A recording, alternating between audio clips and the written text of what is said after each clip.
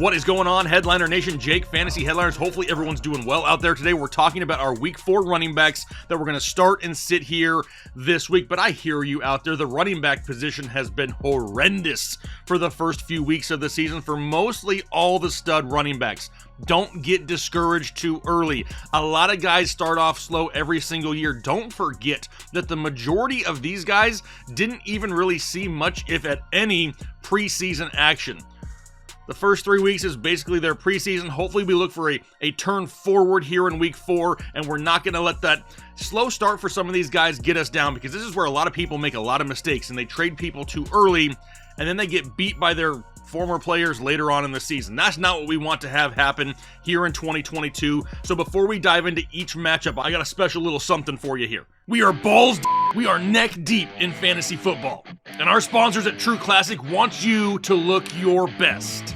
Face it, fellas, it's butt to couch season. Right now, there's football on TV 5 days a week, and you know the good food and the brewskis are a-flowing. Luckily, True Classic Tees has the best fitting clothes that a man can buy.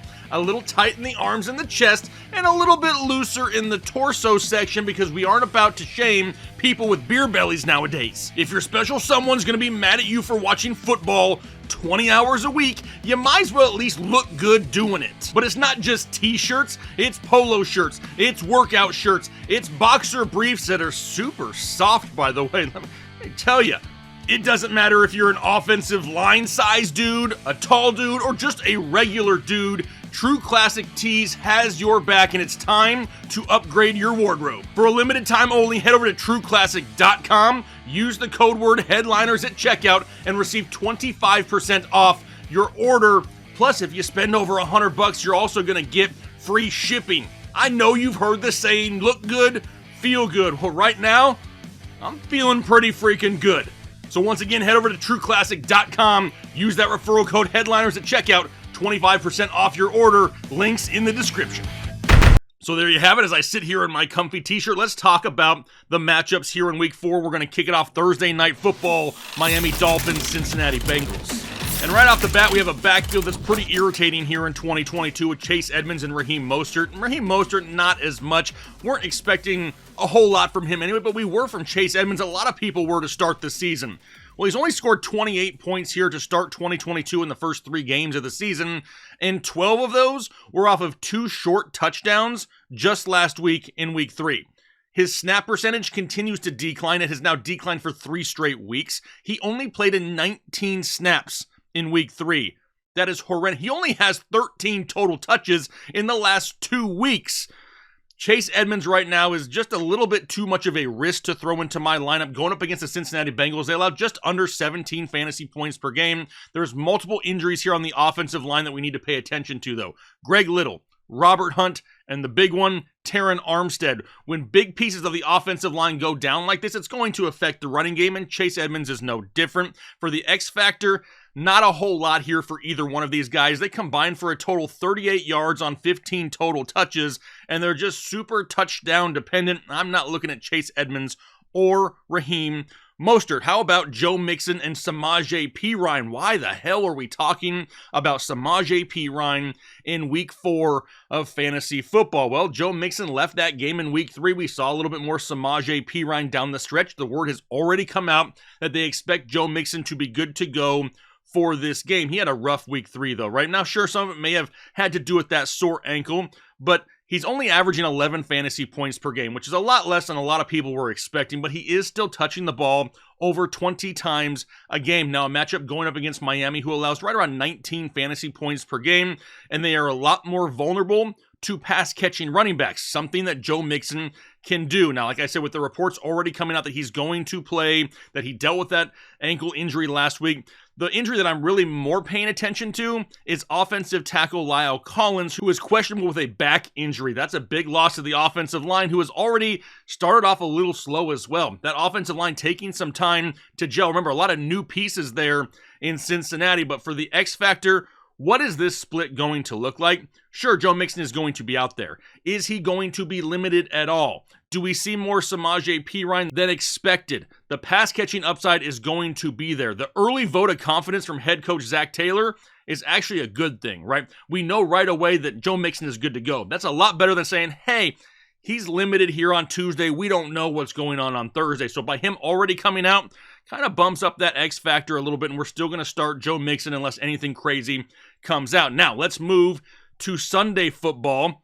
but we got to start super early in the morning. We have a London game here this week, the Minnesota Vikings and the New Orleans Saints. And it's another two backfields that are causing a lot of headaches, right? Dalvin Cook actually looked pretty good. He's currently running back 22 right now on the season, coming off his best game of the year, 17 carries for 96 yards and a touchdown on the ground. But Alexander Mattison kind of took over for him late in that game when he dislocated his shoulder. That is not ideal for Dalvin Cook owners, but we'll get to that here in just 1 second. Cook is still averaging right around 17 touches a game, but the Saints are pretty tough to run on. They allow only 14.9 fantasy points per game, 7th fewest in the NFL. Now, that dislocated shoulder that we mentioned in week 3, Dalvin Cook has a torn labrum. He has a history of this type of injury. How does he respond to it? We've seen him respond to it quite well in the past, but now this is a different coaching staff. Are they going to handle it the same way? Because last year in 2021, Cook got injured in week 12, missed one game, came back in week 14, had 28 total touches and 222 total yards, and then had another 30 touches the following week in week 15. It's an injury that he's played with before. They're saying that he could play with it this time and not even miss a game. Just something to pay attention to. Right now, he is a fringe start. Obviously, though, if something happens to Dalvin Cook where he is not able to go, Alexander Mattison becomes an automatic start for anyone out there that owns him if we have no Dalvin Cook. However, if he's in the lineup, if he's playing, I'm going to start Dalvin Cook still because we've seen him produce with this injury before. For New Orleans, we're not seeing Alvin Kamara do much of anything this year. He's averaging 6.2 fantasy points per game. I mean, he did get a bump in touches and snaps in week 3, though, so that's encouraging compared to what we saw back in week 1. But Mark Ingram stole a touchdown here this past week. That doesn't help Alvin Kamara fantasy owners. He is averaging right around 14 touches per game, but just nowhere near as efficient as he used to be. His yards per touch is at a career low right now of 4.1 yards per touch. Now they have a matchup going up against Minnesota. They allow over 24.6 fantasy points per game to opposing running backs, 4th most in the NFL. Michael Thomas, Jarvis Landry, Taysom Hill, they're all dealing with injuries right now, and that could lead to some increased passing work for Alvin Kamara, which we desperately need right now. Now, Kamara's snap share increased, like we said, in week 3. It's great to see more touches. Really would be great if we could see more involvement in the passing game. Remember, this game is played in London, and a lot of times these games tend to be a little bit more run-happy. We need it this week for Alvin Kamara owners. As of right now, still a fringe start.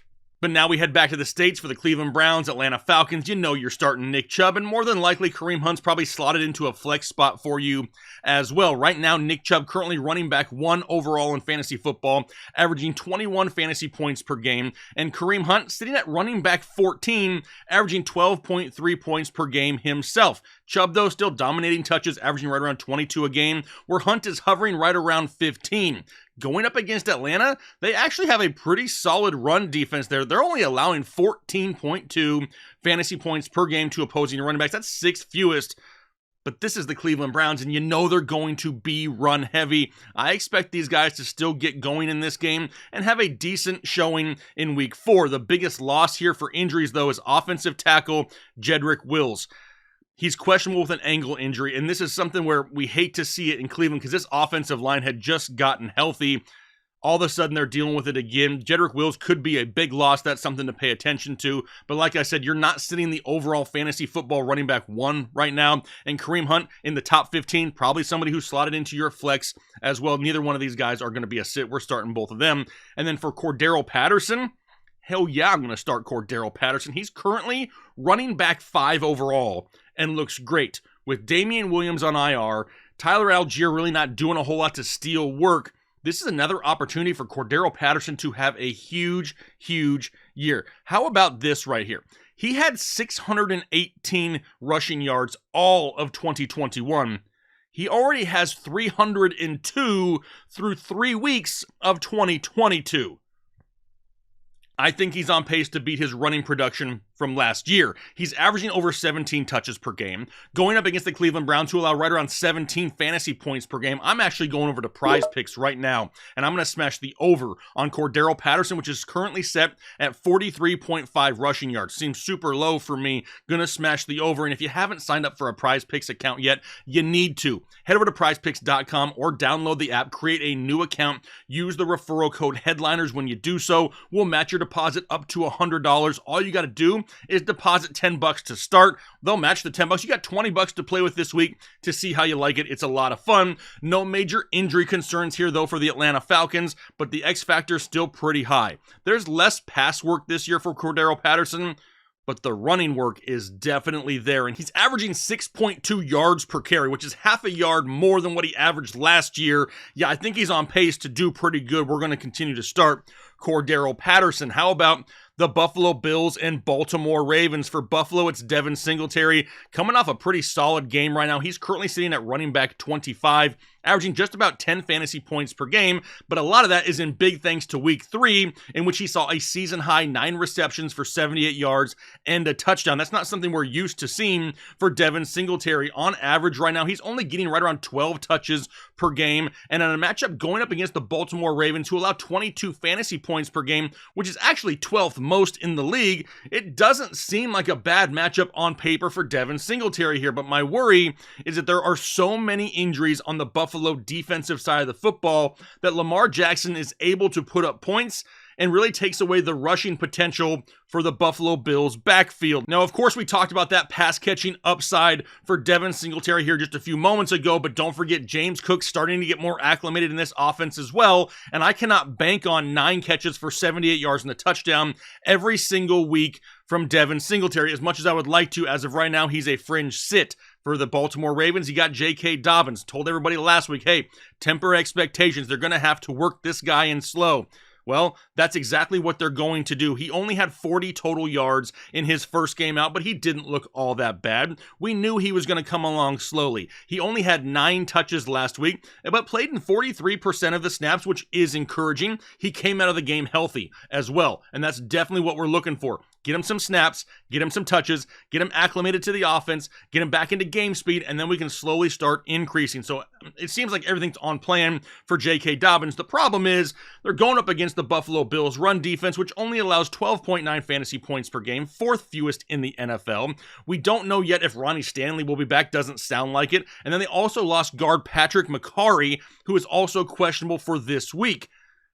I don't know if this is the time to start J.K. Dobbins. I would really prefer to give it another week or two, see how he progresses in this offense. Don't forget, Justice Hill also didn't look half bad. He was sprinkled in throughout the game just last week. It may be another week or two before we consider J.K. Dobbins, but I like what I'm seeing in the progression. Still a sit for me here this week. How about we go down to Washington and Dallas? For the Washington Commandos, we got Antonio Gibson and J.D. McKissic. Now, Gibson, he's currently running back 13 overall, averaging right around 12.5 fantasy points per game, but everything right now is trending down for Antonio Gibson. His snaps are down now in 3 straight weeks. He's only averaging 3.1 yards per carry on the season. Plus, the passing work is diminishing as well.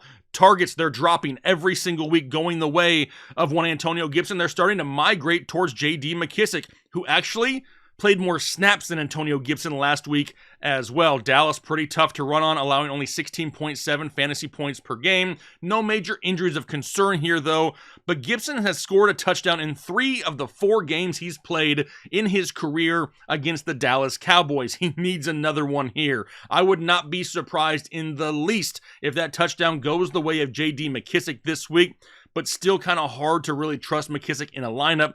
Antonio Gibson is the current running back 13, still getting some volume.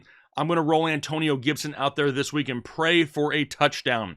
For the Dallas Cowboys, we got Zeke Elliott and we got Tony Pollard. But both Pollard and Zeke look pretty good in week 3 against the New York Giants. Both finished top 24 at the position. Neither really doing a whole lot in the passing game, which is kind of weird. If you ask me, Zeke and Pollard both splitting touches basically on the ground 50-50.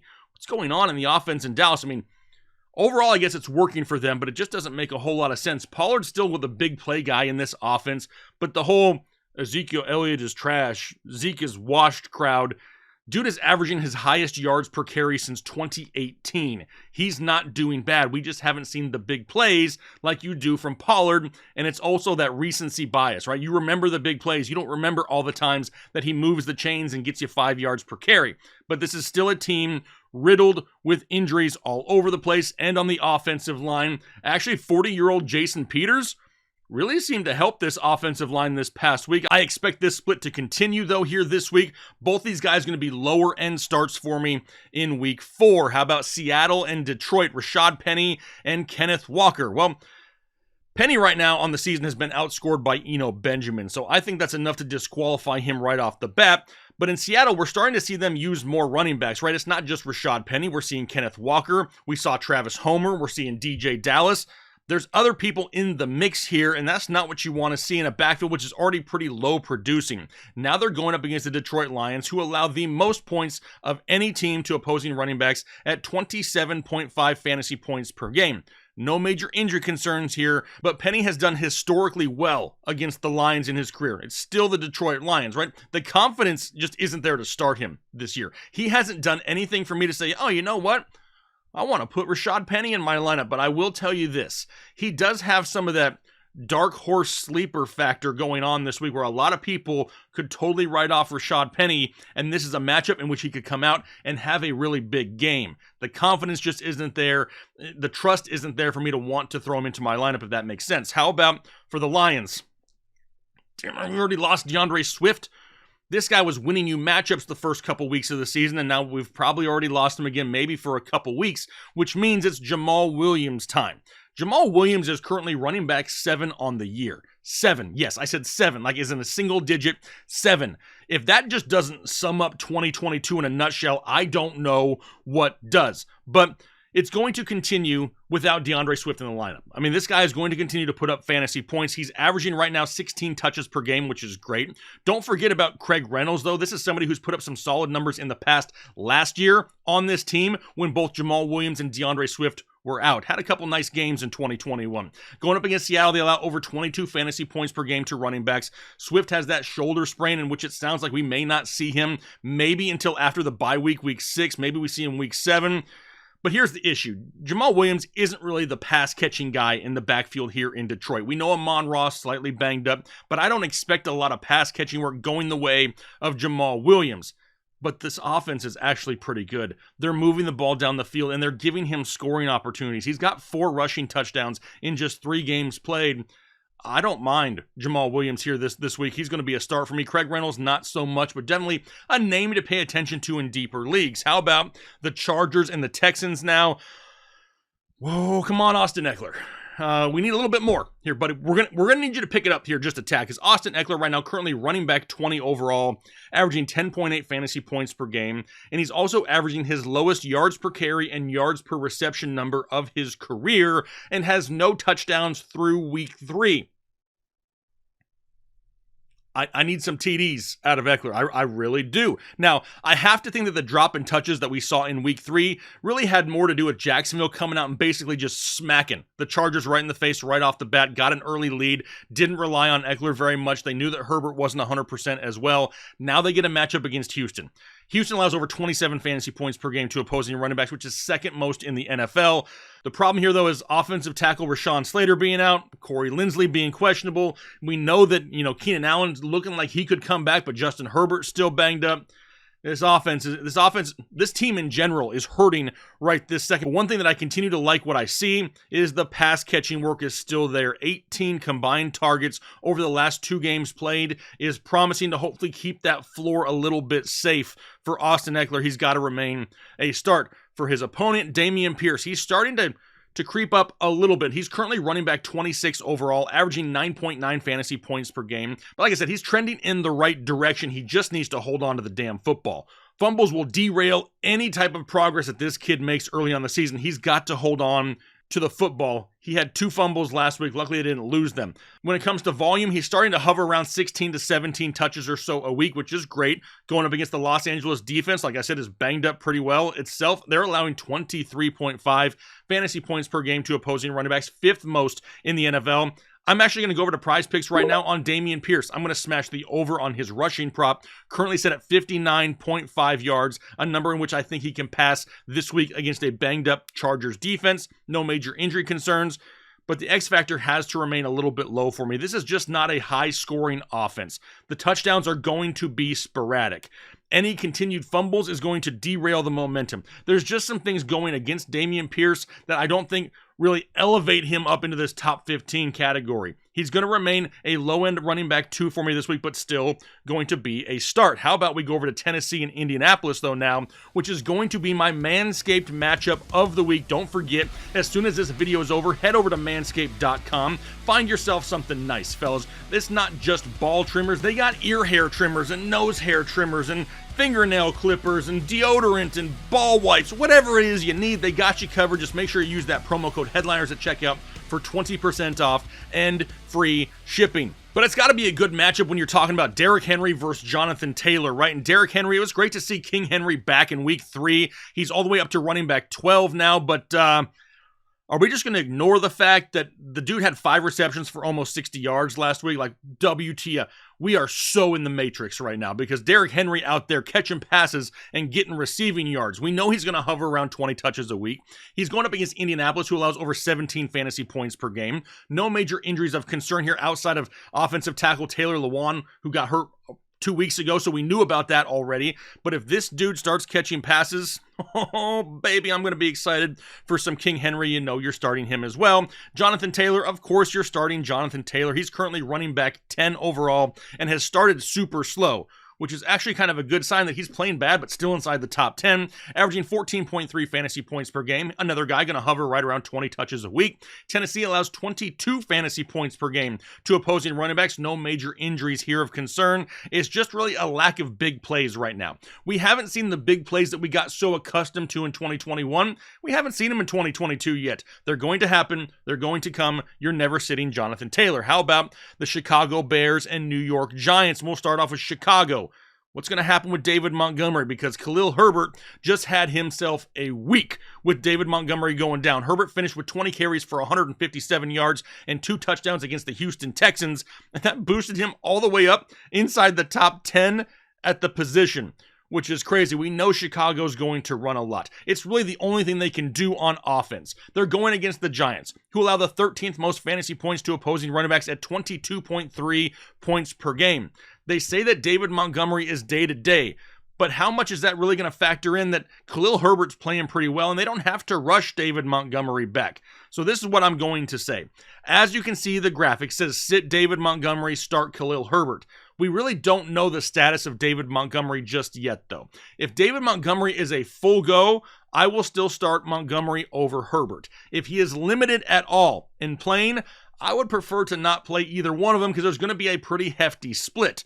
If DeMont doesn't play, which I'm kind of thinking that he may not, then all of a sudden you fire up Khalil Herbert in a matchup here going up against the New York Giants. It's just one of those situations that you really need to pay attention to throughout the week. Don't just set your lineup on Wednesday and forget about it if you own one of these guys. Try to pay attention throughout the weekend. We'll update you in our ranking show, our Saturday live stream, and our Sunday live stream, so make sure you stay tuned for those guys. But for the other side of the football, you're starting Saquon Barkley. He's back up to running back 2 overall, a solid game against Dallas, averaging over 20 fantasy points per game, over 22 touches per week. Now a matchup going up against Chicago. They allow over 22 fantasy points themselves to opposing running back, which is a good sign. Kind of right there where Saquon's already averaging anyway. No major injuries of concern for the New York Giants that are going to affect Saquon Barkley, but the TDs in this offense, they're going to have to come off big plays. They're not going to give him enough goal line opportunities to really be a consistent touchdown scorer. I love the big plays that we saw from Saquon last week. That's what we really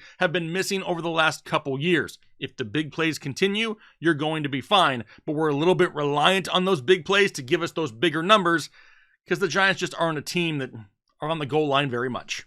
Which will take us over to Philly for the Eagles and the Jaguars. Surprisingly, a pretty good game here. You got Jacksonville with James Robinson and Travis Etienne, and James Robinson currently up to running back 3 overall. But I just saw something in week 3 for the first time here in 2022 that I really told myself I had to see from James Robinson. It was the boost. It was the speed, the acceleration. James Robinson pulled away from defenders on a huge touchdown run. That's what I wanted to see. I didn't want to see these little dink and dunk runs, these little, fall into the end zone type carries. I wanted to see if the guy still had elite speed. Could he pull away from defenders? Are we always going to be reliant on just goal line touchdowns? No, we're not. This guy is a freak of nature. Only 9 months after tearing his Achilles is out there balling. He proved it to me. I love seeing that from James Robinson, 100%. Now, Etienne, though, he's starting to look better himself, so don't give up all hope on Travis Etienne. He just had a career high in touches last week with 16. Going up against the Philadelphia Eagles, they allow right around 22 fantasy points per game, 10th most, but that number is still slightly skewed after what happened to them week 1 with the Detroit Lions. No major injuries here, but the split is going to remain in this offense. But here's the silver lining, I guess you could say. Jacksonville is a much better team in 2022, and they're giving these guys opportunities at touchdowns, and that's what you need from the running back position. They have that big playability with both of these guys we've seen now. Opportunities to score touchdowns are there in this offense. Trevor Lawrence looking a lot better as well. His ability to push the ball down the field to Zay Jones and Christian Kirk and Marvin Jones is allowing the running game, running lanes to run through, because defenses now have to pull back and account for Trevor Lawrence. This team is a lot better than a lot of people had expected, myself included. On the other side of the football, you got Miles Sanders. And speaking of running back splits here, it's nice to see that Nick Sirianni is still committed to Miles Sanders. He's currently running back 19 overall, averaging 10.8 fantasy points per game and right around 17 touches per week. But the Jags are no pushover on defense either. They're only allowing 16.4 fantasy points per game to opposing running backs, 10th fewest in the NFL. No major injury concerns here. It's still just the lack of touchdowns, consistent touchdowns, because you got Jalen Hurts and you got Kenneth Gainwell. We've had Boston Scott. All these guys getting an opportunity on the goal line for these rushing touchdowns. It's not always going the way of Miles Sanders, which is something we're pretty used to in this offense. The touchdowns are what's really going to take him from that top 20-ish to the top 15, top 12 or so. The touchdowns just aren't consistent right now, but he still remains a low-end start. How about the New York Jets and Pittsburgh Steelers? We got Breece Hall, we got Michael Carter. Breece Hall all the way up to running back 21 as of right now, where we've seen Michael Carter fall down to running back 32. The change in this backfield starting to happen. Breece Hall averaging right around 10 fantasy points per game, but it's really happening in the passing game, which is crazy. Another 11 targets last week for Breece Hall to only 2 for Michael Carter.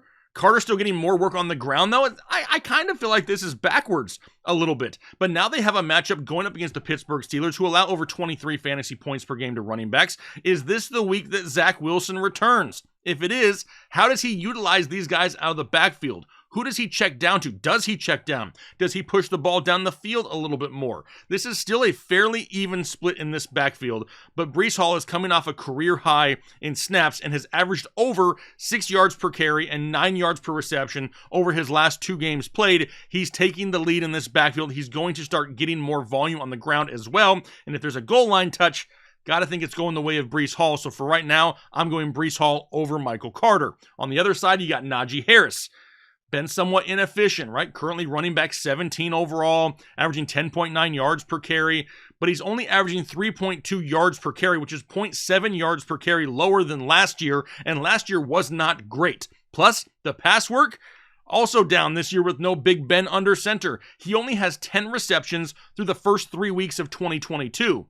Through the first 3 weeks of 2021, he had 20 receptions, twice the amount. He's still hovering right around 17 touches a game, though. Going up against the Jets, they allow over 22 fantasy points per game, 7th most in the NFL. No major injuries of concern for Najee. Snaps are starting to increase. He's looking better and better each week. We have to remember that we kind of expected a slow start with Najee. We did a video on him in the preseason that said, hey, this may be one of those slow starting studs, not to worry about it. He's going to get going as the season progresses after he dealt with that injury in the preseason. So obviously we're still starting Najee Harris. How about the Arizona Cardinals and Carolina Panthers? For Arizona, I'm worried about James Conner. And there's a lot of people out there that may not be able to sit James Conner.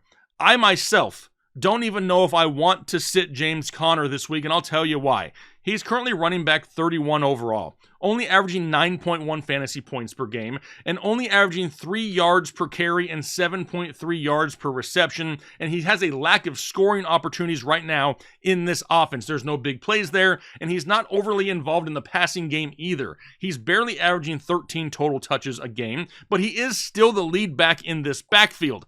But now he goes up against the Carolina Panthers defense, which is kind of middle of the pack against opposing running backs, allowing 20.4 fantasy points per game.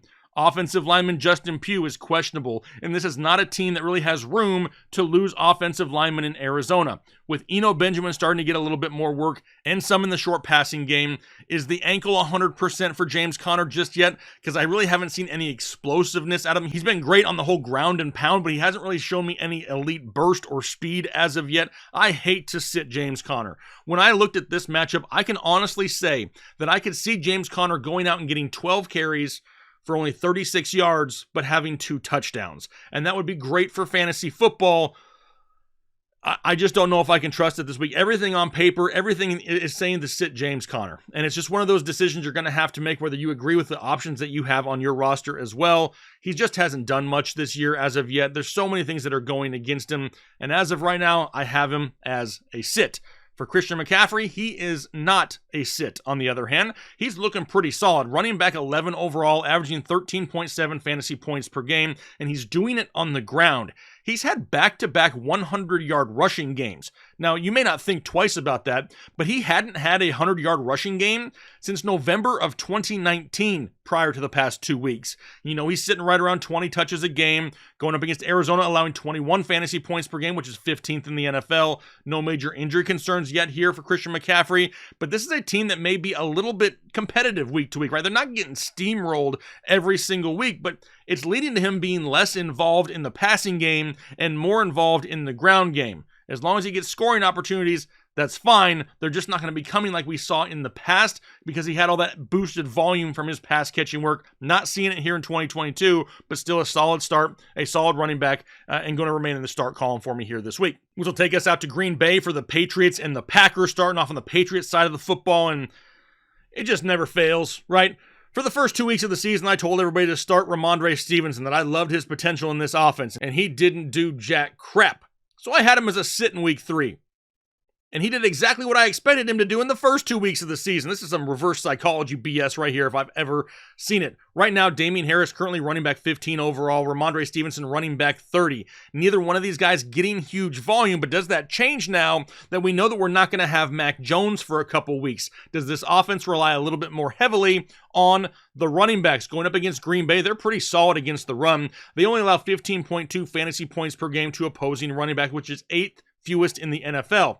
With Mac Jones missing multiple games, Brian Hoyer coming in, what is this offense going to look like? We've seen Brian Hoyer before, and I know he wants to push the ball down the field, but the Patriots also want to win ball games, and right now their running backs may give them that best opportunity. Now, I finally saw what I wanted to from Ramondre Stevenson. But I cannot sit here and trust Bill Belichick with anything. He's done nothing but given you the virtual finger to your running backs in fantasy football for years.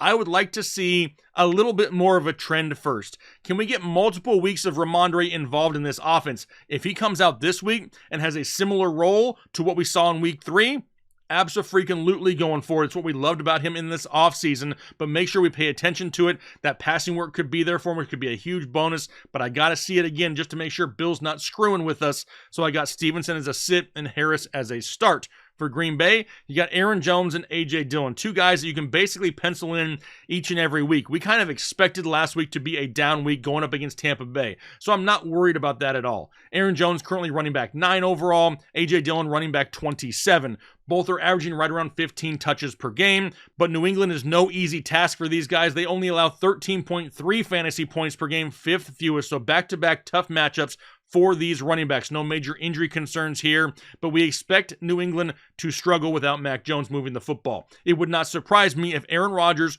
goes down the field, puts up a couple points early, and they really start to rely on their running game to run out the clock in the second half of this ball game. Neither one of them are absolute smash starts. They're low confidence starts for me this week, but I don't know if you can really afford to sit either one of these guys. How about Denver and Las Vegas? You got Javonte Williams and Melvin Gordon, and Javonte Williams right now being running back 24 overall is a damn crime. Melvin sitting at 33 is a little bit more reasonable and understandable. But Javonte Williams is averaged right around 17 touches a game, but where has all the pass work gone? 11 receptions for him in week 1, and now only has 4 total over the last 2 games played, and Melvin Gordon is stealing goal line touchdowns. Now they get a matchup going up against the Las Vegas Raiders, who allow over 25 fantasy points per game, third most in the NFL. Offensive guard Billy Turner, he is out. That is a loss for this offensive line. But somehow head coach Nathaniel Hackett has morphed into 2021 Nick Sirianni, and this backfield is totally screwing us over week in and week. This entire offense is screwing us over week in and week out. There's no dedication to just one guy, and this is going to lead to headaches each and every week, as we kind of somewhat expected in the preseason, right? I was kind of hoping after week 1 that we were wrong on Javonte Williams because we had him drop down our draft board. We weren't overly excited about Javonte when they re-signed Melvin Gordon. And after week 1, I was like, man, I'm kind of glad maybe I'm wrong. I love Javonte Williams. I got his jersey hanging right there. I love Javonte Williams. But apparently, we were somewhat right. And this backfield is going to be a mess going forward. As of right now, still starting Javonte Williams. Not going to start Melvin Gordon just yet. Unless the touchdowns continue to go his way, then we may end up having to make that change. For Josh Jacobs on the other side of the football, currently sitting at running back 28 and averaging 9.5 fantasy points per game. But whenever he touches the ball, he looks pretty good. He's averaging his highest yard per carry since his rookie year. He's getting right around 17 touches a game. It was great to see him get 6 targets last week in week 3. We definitely need that. That's the most he's seen so far in this young season because he only had 1 in each of his first 2 games of the year. Really tough matchup for him this week, though, going up against Denver. They only allow 10.6 fantasy points per game, 3rd fewest in the NFL. No major injuries here, but if the pass work can continue, that will drastically raise the floor each week for Josh Jacobs. This overall offense just is not clicking right now, and the scoring opportunities have not been there. At some point, they're going to figure it out in Las Vegas, and they're going to start putting up more points. When does that happen? I have Josh Jacobs as more of a fringe start here with a little bit lower confidence in week 4. What about Sunday Night Football? The Kansas City Chiefs, Tampa Bay Buccaneers, also watching this game in terms of weather, right? We know there's a hurricane out there that could affect this ball game. They're having to practice in Miami. There's a chance that I've even heard that if they have to relocate the game, that they could move it to Minnesota if need be. There's a lot of things surrounding this game and just a lot of things to pay attention to that can change over the next few days. So, like I said, another one of those lines. Don't just lock it and forget it, right? We need to pay attention to these backfields because for Kansas City, you got CEH, who's been pretty freaking reliable. He's running back 5 on the year overall, averaging 15.7 fantasy points per game. But he's really being saved by touchdowns right now, which is definitely a perk of the Kansas City offense. But here is what's craziest about those numbers. He only has 34 total touches to get all the way to running back 5. He had 7 carries for 0 yards last week. That is a WTF stat. Most running backs have a stat line of 7 carries for 0 yards. They're nowhere near running back 5 overall. Welcome to 2022. Tampa Bay is a tough matchup for these guys, though. Number 1 against opposing running backs, allowing only 9.4 fantasy points per game. No major injury concerns, but it's the efficiency and the touchdown opportunity that keeps CEH as a start. Plus, the pass work is also a plus. He only had 19 receptions in 10 games played in 2021. Through the first 3 weeks this year, already has 12 receptions. That's helping. He needs the touchdowns to continue. If they go away, he's not going to be looking so hot. How about Leonard Fournette on the opposite side of the football? He's currently running back 17, averaging 10.9 fantasy points per game, but his numbers are taking a hit with all of the losses on this offense and on the offensive line as well. He's still seeing the volume. He's getting over 20 touches a game, and now he's going up against Kansas City that allows over 21 fantasy points per game to running backs. But when it comes to injuries, it's basically everyone. Right, everybody in Tampa Bay is hurt right now, and it's allowing opposing defenses to just focus on taking away Leonard Fournette, and that is hurting his production. The lack of weapons in this offense right now is just causing it to sputter along. And I think that's understandable, right? When you don't have Mike Evans, when you don't have Chris Godwin, when you don't have Julio Jones, that actually matters, right? That matters when you have a lack of elite pass catching weapons, because defenses don't have to account for it as much as they would if those three names were actually in the lineup. Better days are coming, though. All three of these guys are going to be back at some point, probably in the near future. When that happens, the value of Leonard Fournette skyrockets with the amount of volume that he's getting. He's still going to remain a start for me. And then Monday Night Football. This one I have a feeling is going to be a very hard-hitting matchup between two teams that really are trying to establish some dominance in this division. You have the Rams, you have the 49ers. Cam Akers and Darrell Henderson. Both of these guys averaging less than 8 fantasy points per game. But more of this work is starting to come along for Cam Akers. But last week, outside of one scoring drive where he had 50-plus yards and a touchdown, he did absolutely nothing the rest of the game. These two only have 7 combined receptions in this backfield.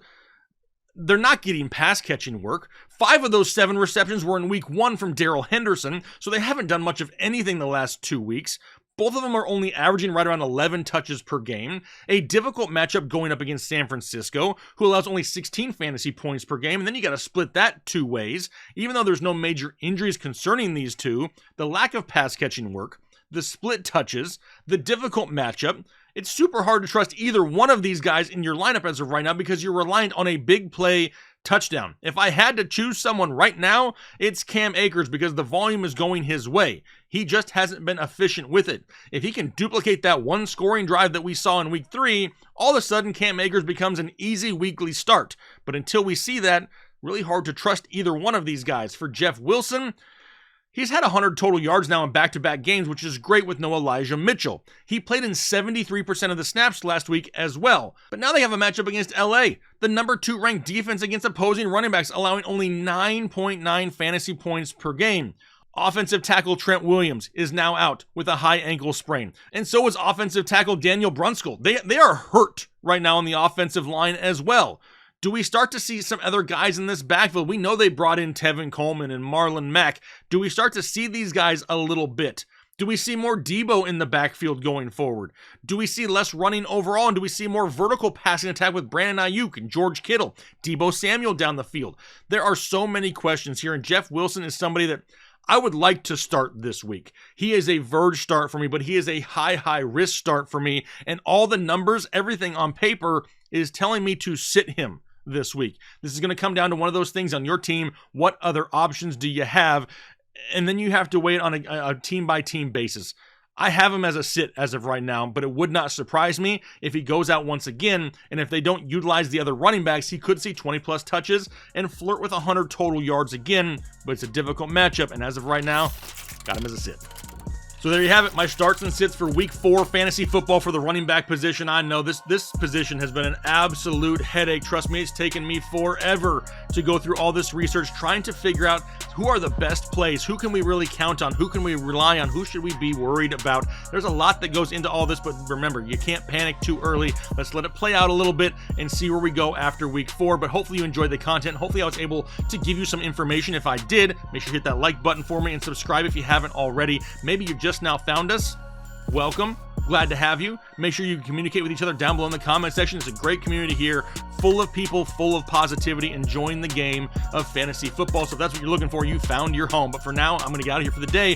Hopefully you guys have a great rest of your day, a great week, and we'll talk to you later.